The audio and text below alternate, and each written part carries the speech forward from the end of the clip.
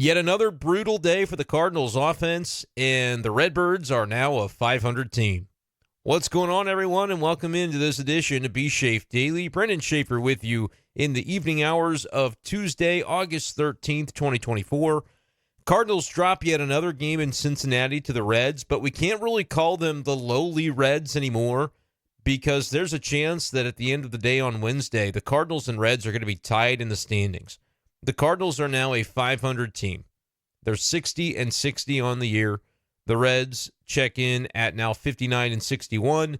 If the Reds beat the Cardinals on Wednesday, the Cardinals will drop below 500. The Reds will draw even with the Cardinals in the standings, and that will only cover just a portion of the Cardinals' issues at present, as again on Tuesday, they couldn't hit. The offense is the problem. The offense is the problem. The offense is the problem. It's frustrating when you have an Eric Fetty that you pick up at the deadline and you think he's going to come in and, really change the dynamic. And he kind of is pitching like the other guys they already had. And you might want to devote some attention to that. Fetty was okay on Tuesday, but I can understand why people were hoping that Cardinals would get more out of him so far. I kind of figured it would be a little bit tough at Great American Ballpark. Thought this start had the risk of maybe going kind of similar to how his Cardinal debut went at Wrigley couple weeks ago, and that ultimately does play out. But Fetty was fine. He just wasn't good enough to buoy a Cardinal offense that has been just fundamentally useless recently. 6 innings, 4 runs allowed, all of them earned by Fetty. 2 home runs against him. Sonny gave up 3 on Monday. Great American Small Park strikes again. But you know what? The Cardinals get to play here too. It's not just the Reds that get to benefit from the ballpark. Why can't the Cardinal offense take advantage? It's the same ballpark for both teams. Nolan Arenado had the RBI for the Cardinals today, the ceremonial Cardinal RBI. He hit a home run, his 12th of the season, which, of course, was not a Great American Ballpark special. It hit the awning of the second deck, crushed it. So that would have been out in any park, I would have to imagine. But it was only good for 1 run. I say the ceremonial Arenado RBI because he had 1 Monday, had 1 Tuesday. And that's the offense, folks. That's all we have to say about the Cardinals offense for the last 2 games, because Arenado's solo home run drove in the sole tally for St. Louis in both games at Great American Ballpark. Again, the Cardinals get to play there too. It's not just the Reds that get the benefit of the ballpark. The Cardinals, if they should so desire, could hit a ball into the front row a couple times per game. Would be legal, would be allowed, it would count. And they don't. Cardinal offense today, 4 hits. That's right, 4. Contreras, Arenado's homer. Nootbaar had a knock. Victor Scott. That's it. 11 strikeouts. It's too late in the season to tip your cap. I'm sorry.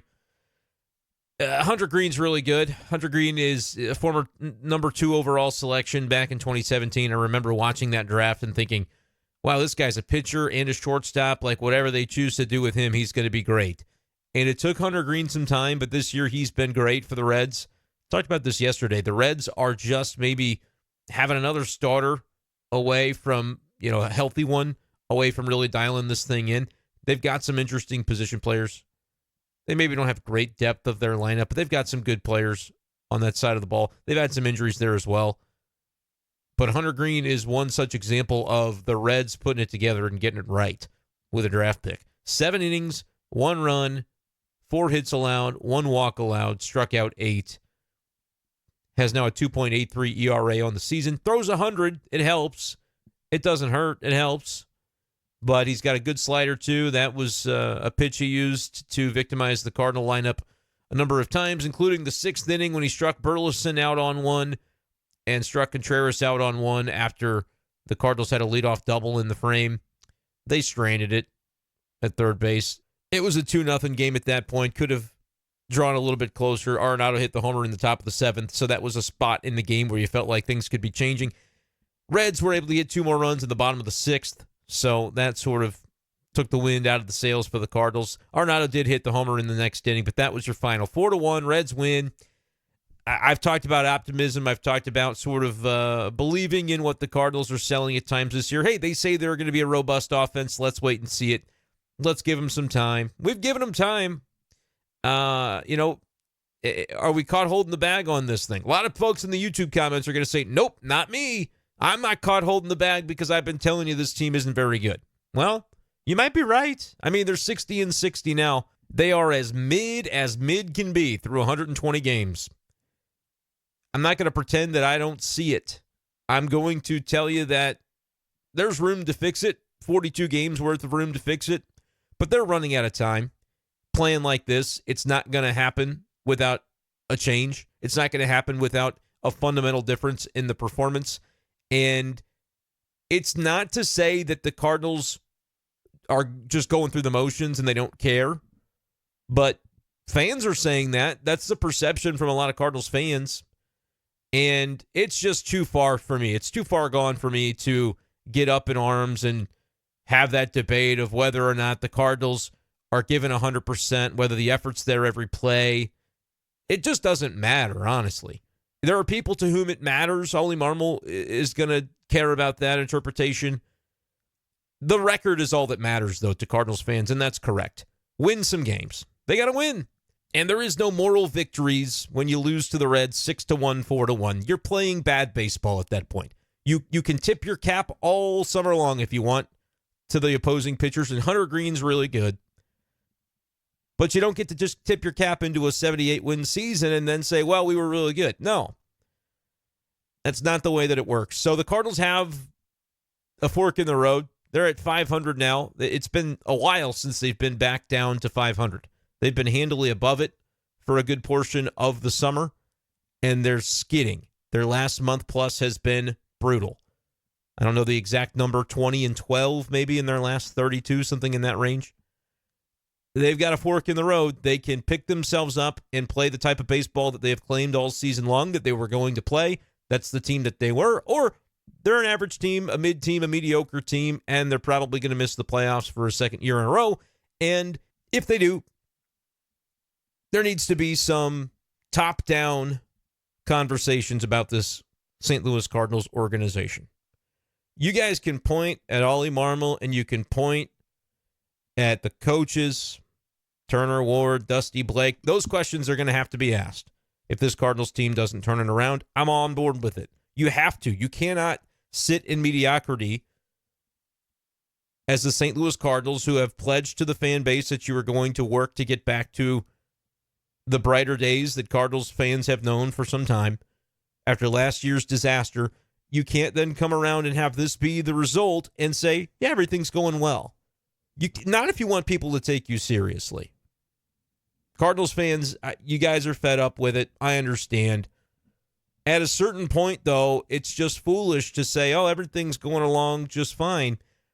There's room on the schedule for the Cardinals to wrap off 10 in a row and have this feel all a little bit reactionary tonight. But they're 500. I mean, that's the record of the team. So if there is going to be a run, it would be recommended to begin it now. Look, Mike Schilt's team in 2021 ran off 17 in a row toward the end of that season. That covered up a lot of blemishes, right? That Cardinals team was kind of in a similar spot to the one that we're seeing right now. And just to verify that, I've gone back and found the standings from when the Cardinals were through 120 games that summer. Their record was 62-58, so it was 2 games better than the Cardinals of present. But if this team went and won 17 in a row, I think everybody would be pretty well on board with it by the end. We would see a Cardinals team that's going to make the playoffs and try to find a push. Obviously, in 21, they didn't make the push. They lost the wild card game. But 17 in a row right now, or at some point between now and the end of the season, that would get them in. I'm pretty confident in saying that. They're only 2 games behind the pace that they were on in 2021 when that happened, and it ended up being more than enough. So I firmly believe that, yeah, if this Cardinals team did that, they'd be just fine. Now, that year's team, I don't think anybody really saw 21 happening the way that it happened with 17 straight down the stretch. It kind of came out of nowhere. It was a fun ride. But, like, that team had blemishes, too. And 17 in a row for a lot of people kind of covered it up. This Cardinals team obviously has a ton of blemishes. And you might be saying, why are you talking about 17 in a row? Well, there could come a point this summer where it's the only thing that's going to get the Cardinals into the playoffs if they're not careful. We're not to that point yet. But I want to get on the front end of it and say, look, I am acknowledging that 17 can always come out of nowhere once every 100 years. Cardinals have kind of already used that one up for the 21st century. But I digress. It's possible. I just want to acknowledge that it's possible before I say the next part, which is that this Cardinals team isn't showing signs of 17 in a row coming anytime soon. So when you combine the fact that, and again, in 21, we probably didn't see it coming either. That team was only 2 games better than this one at the same point in the calendar. 120 games in. This one's 60-60 now. That team did it. Nobody thought that it would. So yes, I am acknowledging that this team theoretically could do the same thing. What about this Cardinals team right now has people going, the run's coming? Their pitching is okay from a starting pitching perspective. They've got half a bullpen that they really do tend to trust in leverage spots when they get into them. But they have right now an offense that it'll go days at a time and it won't buy them a lead. And then it'll do it for a game and you go, see, that's what it looks like. And then it might do it for a second game. But if you're having Jekyll and Hyde offense just about every week right now, and you can't keep that consistency game to game, what are we talking about? I mean, it's not going to result. It's going to be the famous Arizona Cardinals head coach in the NFL who said they are who we thought they were. Like these Cardinals, if you've been sitting there all summer saying they're mid, they're average, they're mediocre, you're maybe going to be proven right here because today you couldn't describe them any other way. The offense is a problem. It's a problem. It's been, look, and Ollie Marmol is going to have to either find the confidence to be able to continue exhibiting that faith that he has in his team, and then maybe you can fake it till you make it, and this offense can become something more than it's been so far. That's possible. But like we don't get to pick out the best part of the season that we saw from the Cardinal offense and say that's who they are. There's a belief in that room, I'm sure, that they have greatness within them. But you get to look at all the numbers. The ones from April that sucked, those count. The ones from tonight that sucked, it counts. It counts just the same as the ones that were really good for a spell. And I haven't done the game where you look over the past 30 days, 15 days, that sort of thing in a little while. But I imagine if we did that update now, the Cardinals are not going to grade as favorably, and lo and behold, they don't. 700 OPS over the last 30 days. That ranks 21st in baseball. There was a time where that was a top 15 number in the runs scored over the 30-day demographic of the season, the little chunk that you take. I know demographic's not the right word. Don't care. I really wish I could think of the word, though. Like cross-section is almost what I'm trying to say. The 30-game cross-section of the season, for a while, it was trending very favorably. Runs scored, OPS, top 10 in both, I think, for a while. Cardinals over the last 30 days, 23rd in runs scored across MLB. And in OPS over the last 30 days, 21st. All right? They all count. So we can't even say recently the Cardinal offense has been this or that, and so now it's going to turn. I'm just trying to go through all of these recent cross-sections to make sure I'm not missing anything. 21st in OPS over the last 15 days. Last 7 days. 20th. All right? It could be a they are who we thought they were sort of situation when it comes to, hey, these numbers for your offense don't look very good. You look like a bottom third offense. They might be. It's 120 games in. They might be. And if you can sense the frustration in my voice tonight, it's there because it's like, how many times can we be told something by the Cardinals and it's insisted like, well, we're, of course, we're going to figure it out as an offense. This way. But then it's like it doesn't happen consistently. And so who's the sucker? I guess it's the people that believe it. Like at a certain point, that's going to become true. I'm always leaving room for them to turn it around. And guess what? When they do, I'll sing their praises. But tonight, they got to be better if they're serious about being a playoff caliber team. Is that what you guys want me to say? Because I'm saying it tonight. It is what it is at this point. Like we can look at a 120 game sample size. It harkens back to Paul Goldschmidt last year, midseason. Team wasn't playing well. He said the beauty of baseball is it's a fair game. I've gone back to this quote a number of times, and I'm paraphrasing it by this point. But it's a fair game. Over the course of a 6-month season, the record's going to tell you who you were. Right now, the record, it's not 6 months. There's time. 17 games could happen. Does it look like it's going to happen? There's time. There's room on that calendar, still, technically speaking. But, I mean, if you're waiting around for the stretch run to drop a 17-game win streak in your stocking, maybe you get rewarded. And I think all Cardinals fans are doing that, by the way. Here's the thing that I will push back on a little bit, where it's this notion of, well, and I've said to be optimistic. I think optimists live longer, all that good stuff. But there's also the side of you don't want to be the sucker, right? And you could be waiting around for 17 in a row because it, at a certain point, it's going to be the only thing that can save the Cardinals season. But you can also recognize while you wait that it doesn't feel particularly likely for the Cardinals to go on the kind of run that they may need to have to get this thing pointed in the direction of the postseason. So it doesn't mean, and when I say push back, like that's where I feel like if you talk to the team itself, if you ask John Mozeliak, it's usually that until it's over, patience is the way to go, right? Because, hey, maybe things can still work out. But then when things are over, well, last year they ended, but Cardinals fans never got to hear from John Mozeliak at the end of that season, hey, end of season press conference, we didn't do good enough. It was unspoken, and he's said that since, right? But it's just the little things where it's like, all right, you said patience all year. What happened? Well, trade deadline obviously happened last year, and he was open about the way it had gone and was going to go. But then it's like, okay, they're going to fix it. They're going to move it in the better direction. They've done so. They've added. But Cardinals fans said, hey, I appreciate that you added. Did you add enough? I think you added enough to make sure the bottom wouldn't drop out, which is exactly how we characterized the offseason.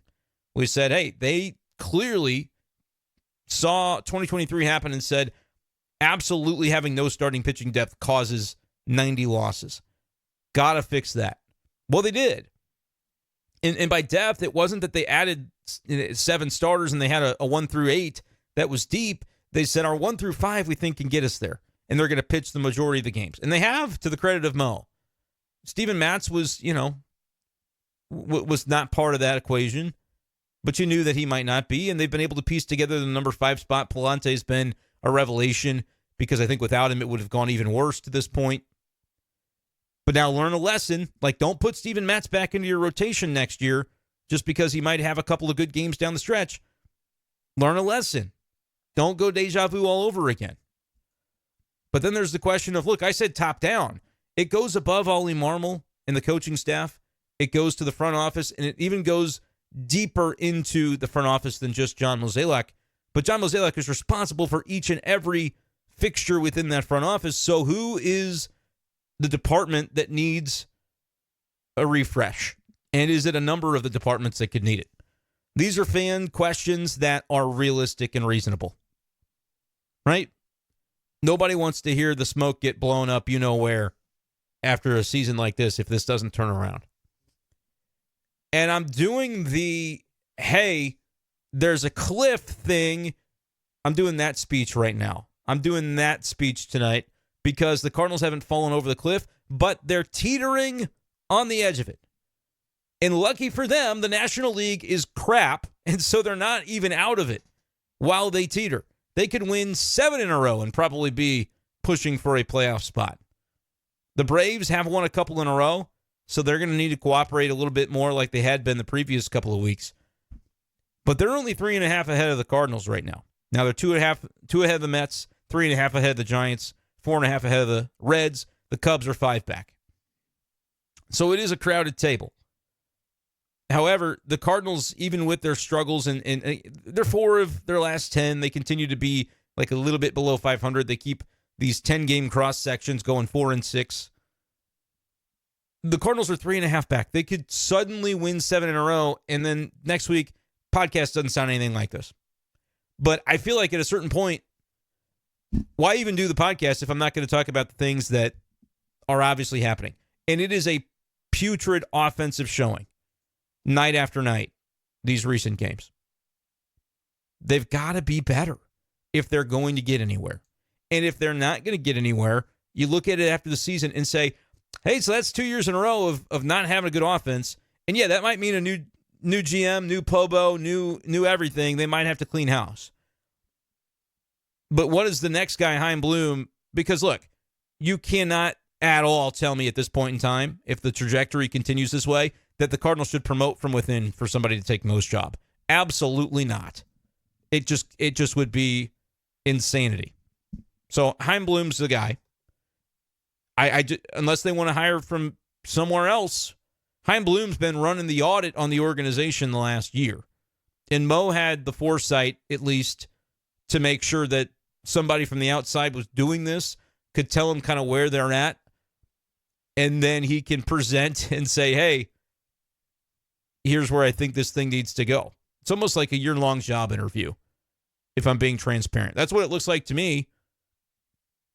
So we'll see. Maybe Chaim Bloom's cut out for it. Maybe he's not. I don't know. But you can't promote from within if the within has produced the last couple of years. They're losing their luster. It's more than something that's happening in present tense. They've lost it. 17 games, they could win 17 in a row and it would get fixed. I have to continue that caveat because there would be people that would say, wow, you're being really harsh on the Cardinals. I had people tell me I was being too harsh on Nolan Gorman. I had somebody tell me that I hate Nolan Gorman. It must have really hurt me personally to give Nolan Gorman a compliment in a podcast the other day. I don't understand, and I know it's just one comment that I am fixating on, but some of the stuff I see, I just don't know what you guys are listening to. Nolan Gorman is trying to break the record for strikeout rate in Major League Baseball history in a full season. And I'm being too hateful to Nolan Gorman. Well, tonight he was 0 for 3, couple of strikeouts. Did his best, I'm sure. Don't worry, he wasn't alone. Victor Scott, couple of Ks. Newt Barr, Donovan, they both struck out. Contreras twice, Burleson thrice. When a guy's not performing, I'm going to talk about the struggles. When a guy starts to perform well, I'll be the first one to say, hey, he's coming out of it. Almost to a fault. Optimistically. I'll get criticized for that too. That's okay. But right now, for the people that have been shouting from the rooftops all year that this thing isn't trending well, now you're right. At least right now you're right. I don't know what you win for being right about that, but you're right for the moment. I mean, this is not going in a direction that is productive for the Cardinals. Baseball's a funny game. The reason I keep hearkening back to, hey, the win streak could be coming, is because you never want to get too caught up in a singular moment of a baseball season because it does ebb and flow. Maybe Kyle Gibson goes out Wednesday and shoves, and we're going, hey, that was a nice little start. Maybe the Cardinals sweep the Dodgers this weekend. Maybe. It's getting to where some crazy bleep like that's going to have to happen for this Cardinals team to actually do anything this year. And then when it's over, and you can say, hey, they let's go with option A. They did it, 87 wins. Yeah, man, mid-August, you were kind of freaking out a little bit there. That was an overreaction. It could be. Or option B, hey, they won 79 games. Looks like mid-August was too late to be sounding the alarms. Yeah, it could be. That's why it's tough. We don't know the future. And I'm not going to be pessimistic by nature that these Cardinals players can't figure it out, but I do have a data point 120 games wide at this juncture to say, hey, offensively, maybe they do turn it around, but if we're going to be data-based people with the way that we consume this sport, might be worth mentioning that Cardinals don't look like they're really cut out for it this year based on this underlying info. 19th, tied for 19th in OPS. Not quite bottom third, but very much teetering on the line of it. In runs scored, they're tied for 23rd in baseball in runs scored. I'm going to call it 24th because they've played one additional game compared to the Pirates, who are tied with them. So, 24th in runs scored, 19th in OPS. Look, they could be 10th in OPS, and that would be something to hang your hat on at least. But at the end of the day, runs scored, if I'm going to look at the full season, I prefer OPS over these cross sections of 7 games, 15 games, 30 games, because I think that's indicative And, I don't know if you've played the same number of games as other teams over that span, and you might have had one game where you scored a whole bunch of runs, and that doesn't really offset the games where you scored 1 and 1 like they did over the last 2 games. So I'll look at OPS. OPS has to convert to runs scored. What's a way that it can do that? Well, having a good OPS with guys on base, that'll help. Scoring position, production. There was a point this year, look, people say, oh, Ollie's my boy. I don't think Ollie's too happy with me. With some of the sentiment being expressed on this podcast, maybe not. But there was a point this year where he said, I don't really think runners in scoring position is our issue. It's more our offense as a whole is an issue. And he was right at the time because the offense as a whole was an issue. But a subsection of that issue was performance with RISP. Clutch, if you will. And that's only continued to be highlighted since then. They're 27th in baseball in average with RISP at 229. And they're even worse when it comes to a power perspective. Average, I think, is the most important number with RISP. That's the one time I will consult batting average above anything else because getting the hit, like on base, is not going to help you. You can't walk in a run unless the bases are loaded. That guy from second base, I'm not trying to walk him in. I'll look at average. I'll look at OPS, slug. I'll look at a little bit of everything. But I do think average matters because typically you got a guy in scoring position. By definition, he should score if you get a hit. Now, we see plenty of times for the Cardinals where that does not occur, but generally speaking. OPS, they are 29th with RISP in OPS at 636, repping the St. Charles area with the area code there. They're bottom of the barrel in these key offensive categories. 120 games they've played. I don't know. If it makes me a hater to point out the numbers, then I guess that's what I am going to have to be tonight. I think I've been more than fair throughout the season. But at this point, it's incumbent upon the Cardinals to play better, to do more offensively. Otherwise, they're a mid-pack to bottom third caliber offense. And if you pair that with a pitching staff that was designed to just get them to the middle, it's how it was designed. And they're 19th in ERA. I would say that they have accomplished the goal of being kind of a mid-pitching staff. But that was going to be okay because they were going to have a top 10 offense to carry them. It is the offense. For every comment I see about Eric Fetty this and Michaelis, sure, the offense is the problem with the St. Louis Cardinals this year because they were designed to function a particular way. I'm willing to meet John Mozeliak where he lives on this. Just get guys that can get you the 30 starts and put them in the rotation. And if the ERA is 4.5, then it's 4.5, and that's okay. We're going to choose a strategy to win in a way that doesn't rely on the rotation to do any much more than that.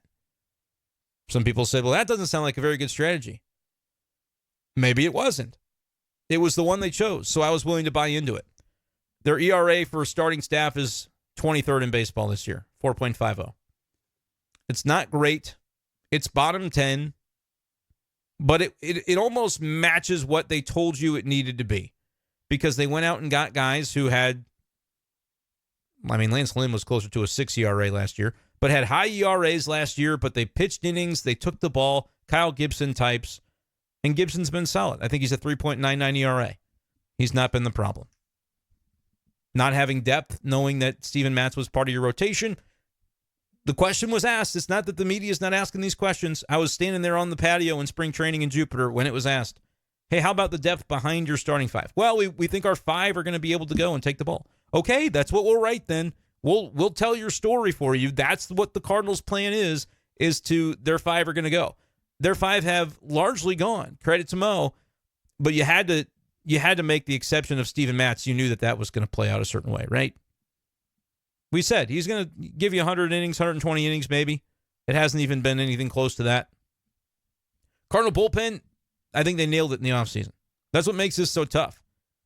3.69 ERA, no Keenan Middleton, still a 9th-ranked bullpen in ERA this year. I would say that unit has done its job largely.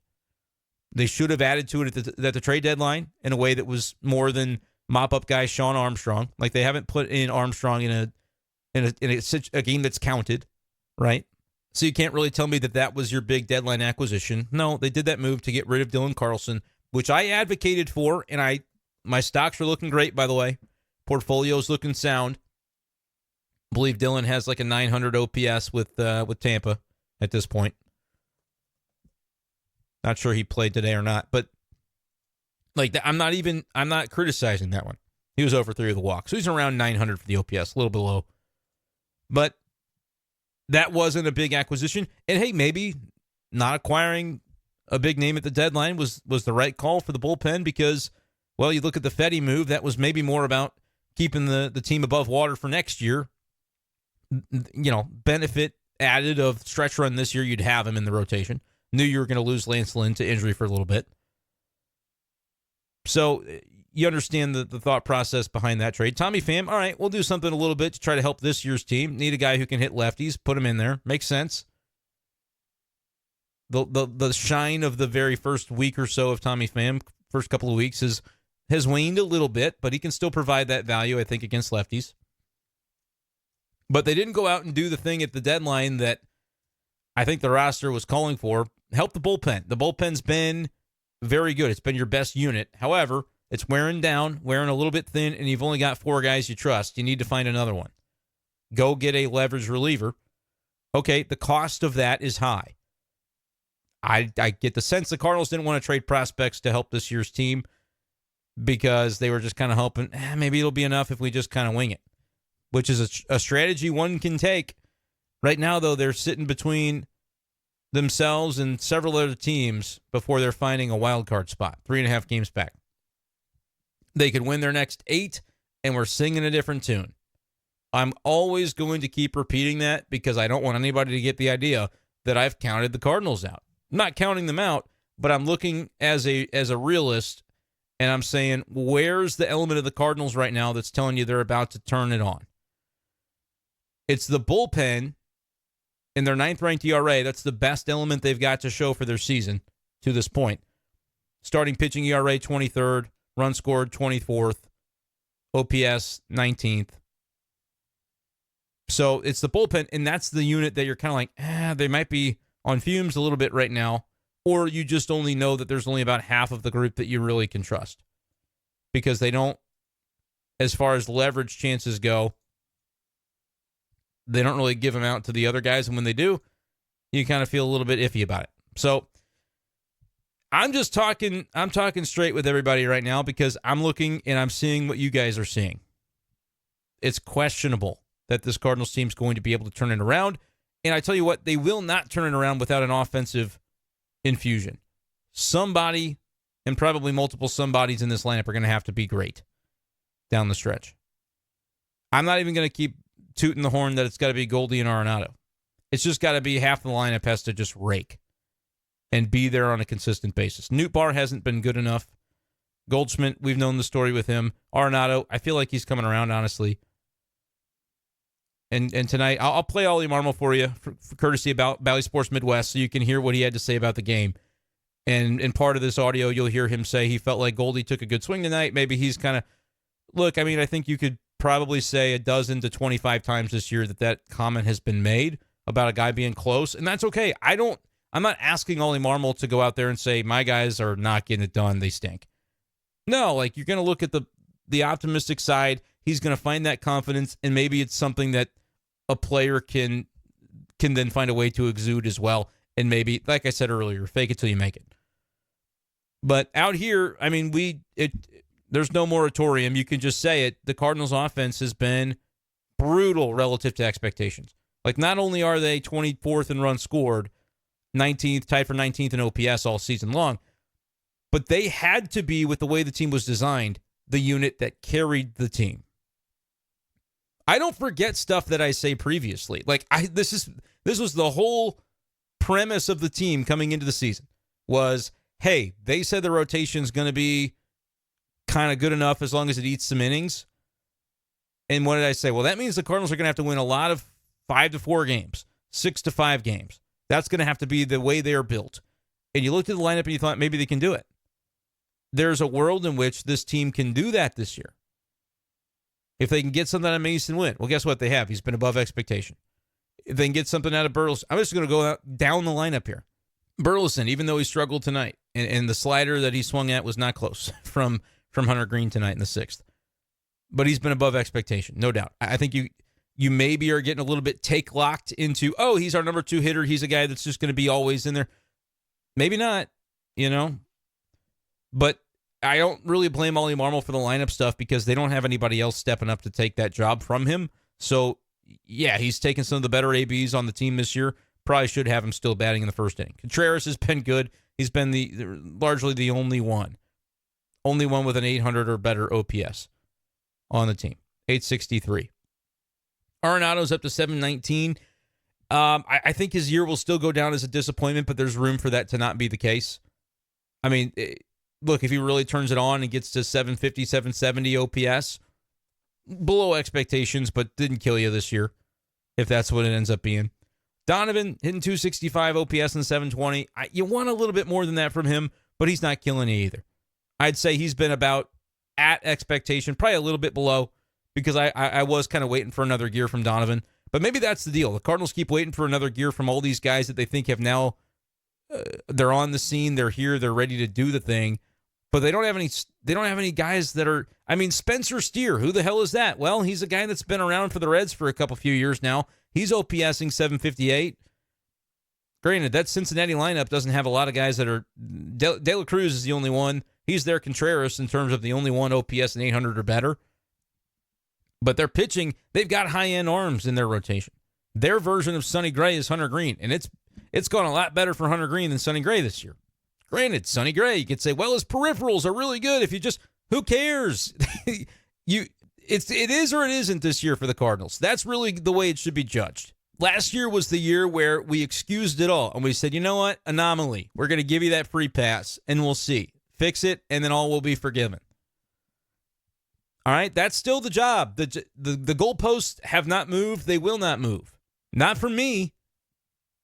I could be optimistic the whole way through that they were going to successfully do it, but the moment they don't, that's where we're right back to where we were in May, at the beginning of May, talking about what does 2025 look like and how much of a blow-up could this really be.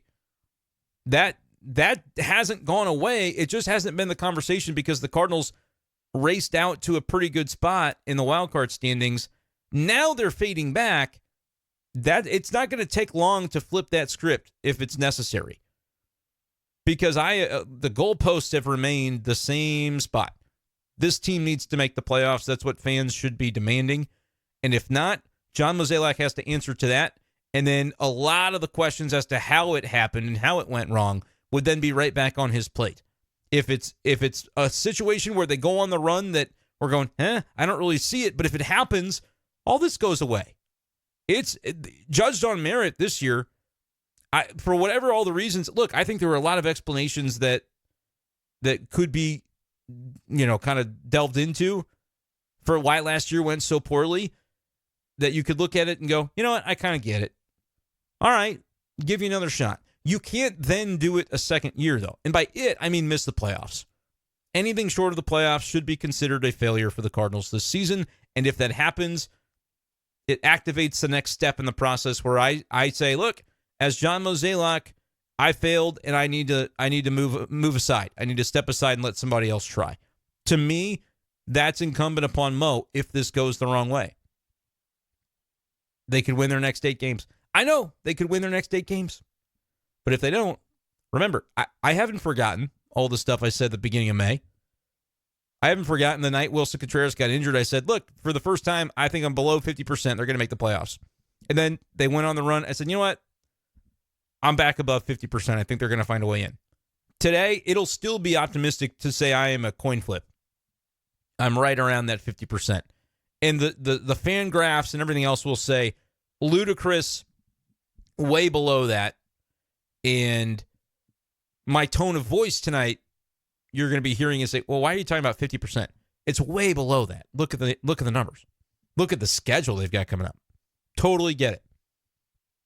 To a fault, I'm going to give Mo the benefit of the doubt because I think over the course of decades in St. Louis, he's earned it.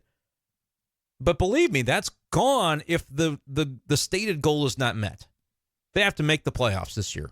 bar none. There won't be, well, we lost 2 pitchers down the stretch. No, all of that's baked in. The goalposts don't move. Right now, the Cardinals, I mean, they lose on Wednesday. They're below 500 again. So, yeah, it's serious as far as there needs to be urgency. And the team won't like that characterization. Well, there's always urgency. How could they characterize that we're not being urgent? I don't know. We're just going to look at wins and losses. That is all that matters functionally. It's all that should matter to the fan base. So whether you're urgent, whether you're not, whether you're putting good ABs together, there's a time and place for all of that. Tonight was the time and place for they lost again and they didn't put up a fight. Cardinals got to have a little bit of fight. Ollie Marmol, I think Ollie's trying to get it out of him. He got ejected from the game yesterday, trying to find something, spark something. But at the end of the day, they're going to be judged on the merit of the season. And then if it goes badly, you look at the players and go, all right, I had been going down through the lineup of the guys that had, I kind of get sidetracked. You guys know this. But Wynn, Burleson, Contreras performing fine to expectations, probably all even a little bit above. Arenado below, but not as far below as we thought it might have been at one point in time. Donovan just slightly below, not going to ding him that hard. Goldschmidt, far below. Nootbaar, far below. Gorman, far below. Jordan Walker, far below. You can look in the rotation. Michaelis, a little bit below. Certainly well below the contract, but from what we expected coming in, just a little bit below. Lynn, he's on the IL. He's hurt right now, but kind of about what you expected. Gibson, I'd say a little better than expected. Sonny, I'm going to push back on the people that would say he's been as expected. No. ERA is almost 4. Well, it's just the home runs. The peripherals are great. Do not care. Neither does he, by the way. He's not going to tell you he's performed as expected. It matters that he's given up a bunch of bombs. Yes, maybe you can isolate his problems to that one thing, but you can't because the walks that have preceded the bombs have also been problematic. So, no, I'm not going to say Sonny's been as expected. He's been below expectation. He's not been awful. I'm not going to rip him like I think some people want to. I see so many comments. He's not an ace. Well, I get it. When you've given up 9 home runs in your past 5 starts, people are going to be on you for that. Totally get it. Sonny gets it too. But he's still the best pitcher in this Cardinals rotation. He's got to be that down the stretch. And team's got to win damn near every game he pitches from here to the end. Like, these are the things, if you want to start to talk about what has to happen, that's one of the things that has to happen. He's got to find it. And look, he goes on runs. It's happened before. But that's one of the things that's going to happen. And by the way, it may just be the ill-timed walks for Sonny Gray because the walk rate has not gone up, right? So I'll be fair with that. 2.1 walks per 9. Last year he was Cy Young candidate last year, 2.7.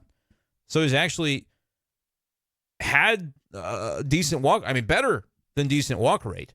The timing of his walks have been, it seems like every time he does walk a guy, that guy scores. Anecdotal, but it seems that way. It happened in the last start anyway. I'm not probably going to take the time to go back and look through all that, but Sonny Gray largely has been fine, but they needed more than fine from him, I guess is the way that I would characterize it. So I went through the lineup. I think I had 5 or 6 guys where I said just below. Nootbaar, Gorman, Goldschmidt, Walker, probably at the top of that list. They've got to find another gear from some of these guys, and there's time yet to do it, but they're running out of time. They're running out of, and they know that, and that's where the urgency can come from. And I just told you, I'm 50%. I'm a coin flip. When the stats and the data would tell you it's way below that, I'm still going to say, yeah, it's up in the air. Because if this team wants it, they can go grab it.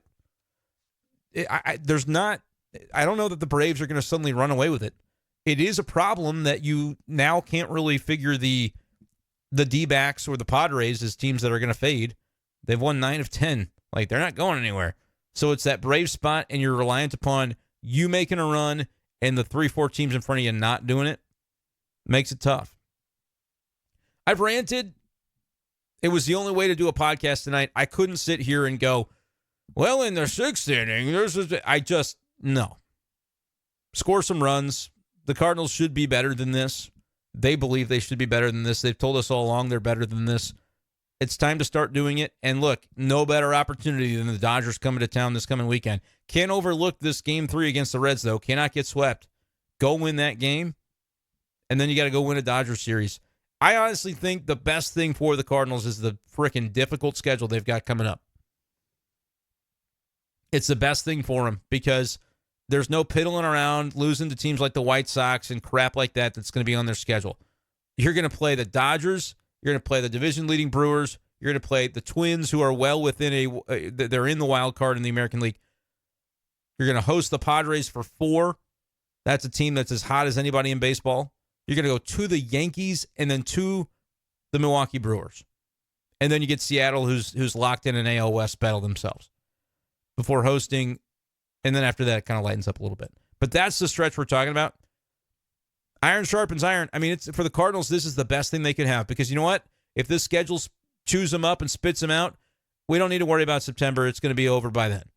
But if the Cardinals can make it through that gauntlet, they're going to have, I think, the resolve to be able to turn around in September against a schedule that eventually will lighten up.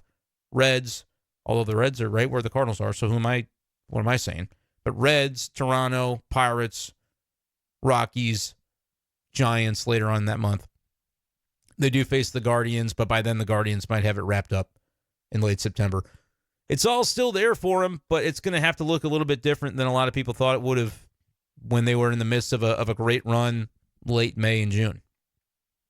Let me know your thoughts, Cardinals fans. I've ranted enough. I am going to play Ollie Marmol, and then we're going to get out of here after we react to his thoughts, courtesy of Bally Sports Midwest.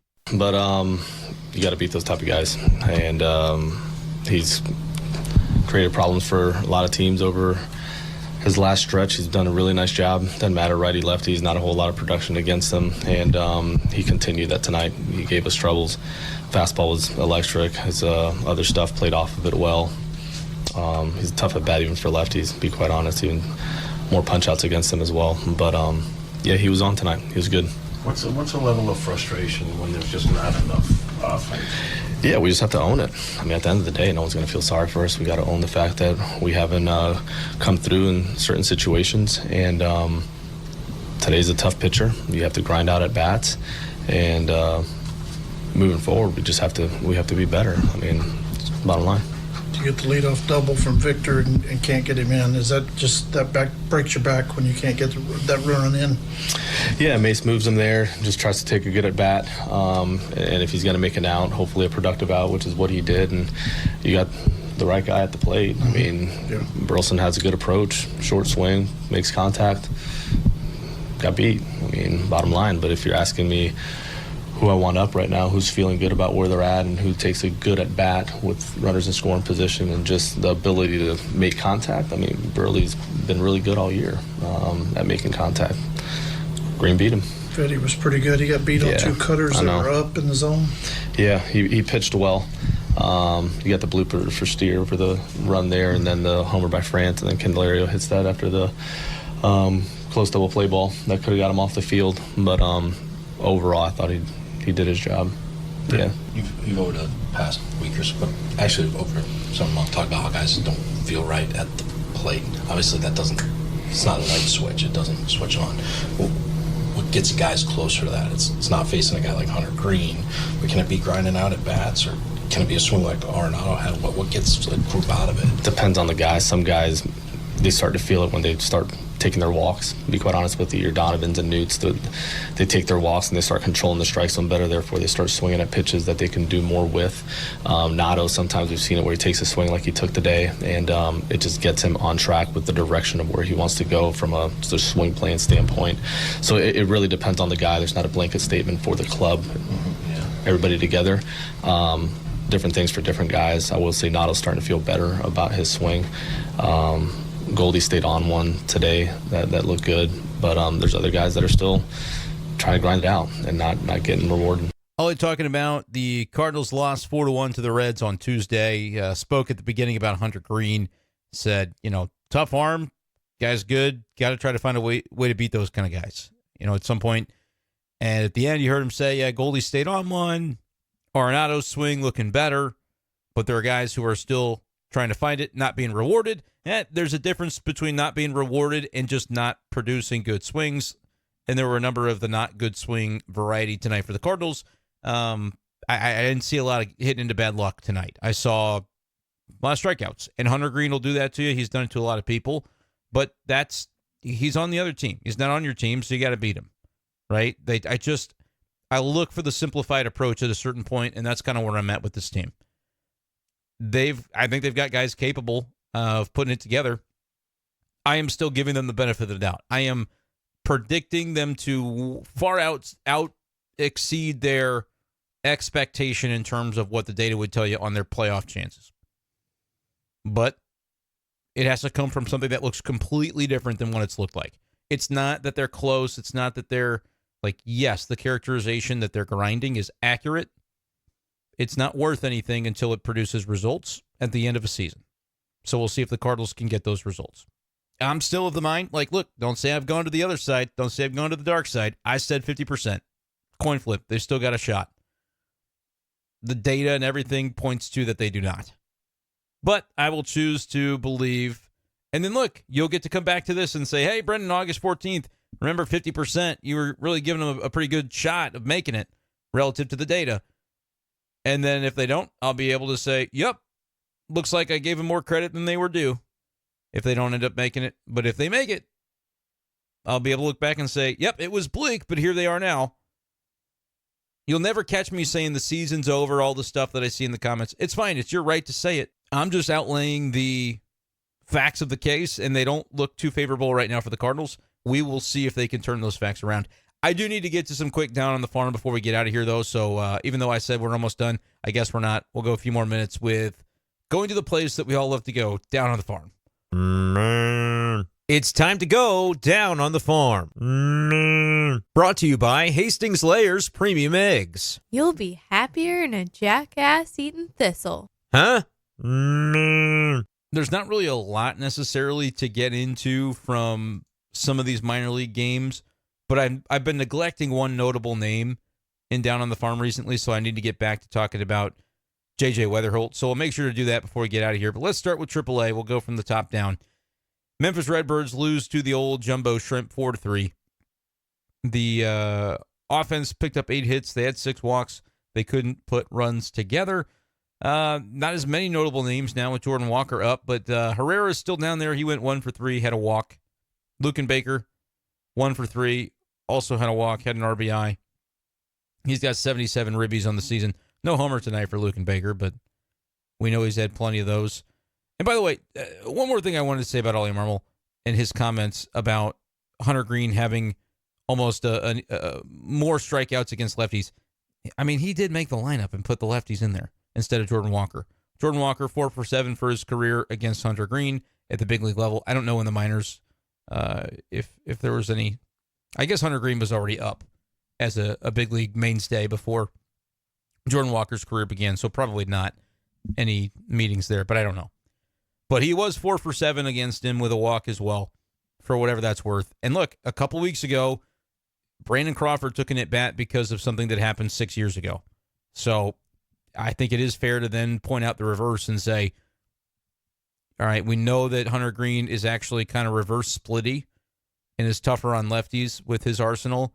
And we know that Jordan Walker has had some success against Hunter Greene. Jordan Walker's not in the lineup. Jordan Walker's being described as a platoon guy against lefties, but he's actually reverse splits himself, better against righties. Walker probably should have been in there today.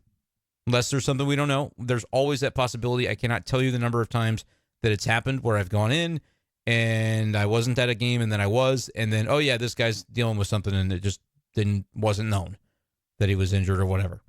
So I don't have any idea, but to me, just on paper, that would be my thought is, if you knew this about Hunter Greene and you knew Walker's seen him pretty well, Walker's not necessarily a platoon guy against lefties based on his numbers. He's got reverse splits in the big leagues this year.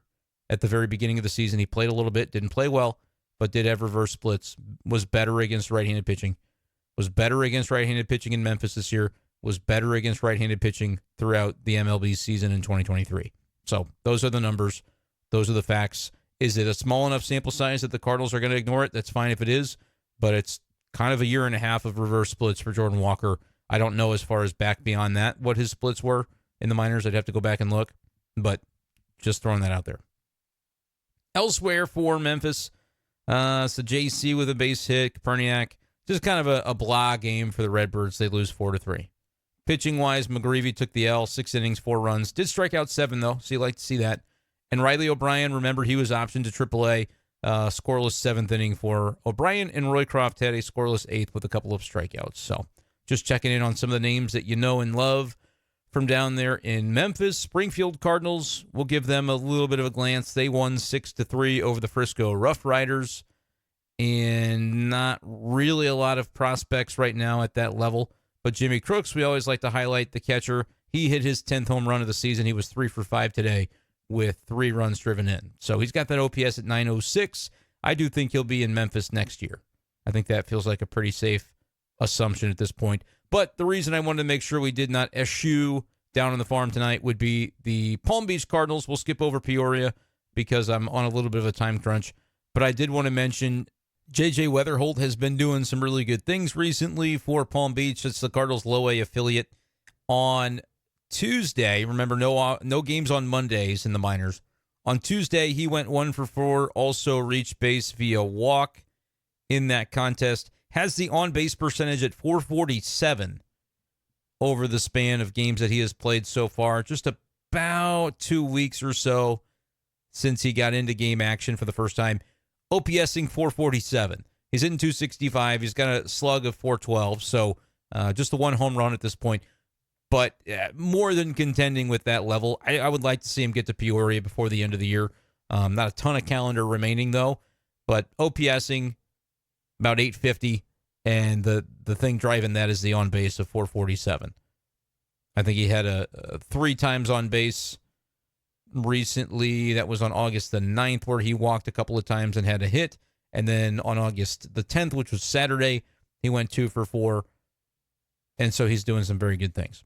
J.J. Weatherholt, keep an eye on him. He's a long way away, but has been exciting to see what he's been able to do in 34 at-bats or so. All right, so that is all I've got. That's it for B-Schaeff Daily. It was a winding road. We got there. Let me know your thoughts in the comments. We've taken stock of where the Cardinals are. It ain't great. There's 42 games to turn it around. If you go 26-16 in those 42 games, that gets you to, what would that be? 86 wins. If they go 26-16 the rest of the way, that's 10 games over. That'd be a win percentage of .619 over that span, just to be clear. If the Cardinals were to do that, that pace the rest of the way would be a 100-win pace. They have to have a 100-win pace between now and the end of the season to get to just 86 wins. 86 may or may not get them in the playoffs. That's where they're at. It's a tough hill to climb. It's going to be a hill that faces teams like the Dodgers and the Padres and the Yankees and the Twins and the Guardians and the Brewers 6 times. So it's all right there before them. They're just going to have to go out and do it. Hey, if they do it at this point, it's going to be all the more impressive. Let your comments be heard. I'll read them. Keep it civil. That's going to do it for this edition of the show. Thank you guys so much for listening. We'll talk to you next time on B-Schaeff Daily. Peace.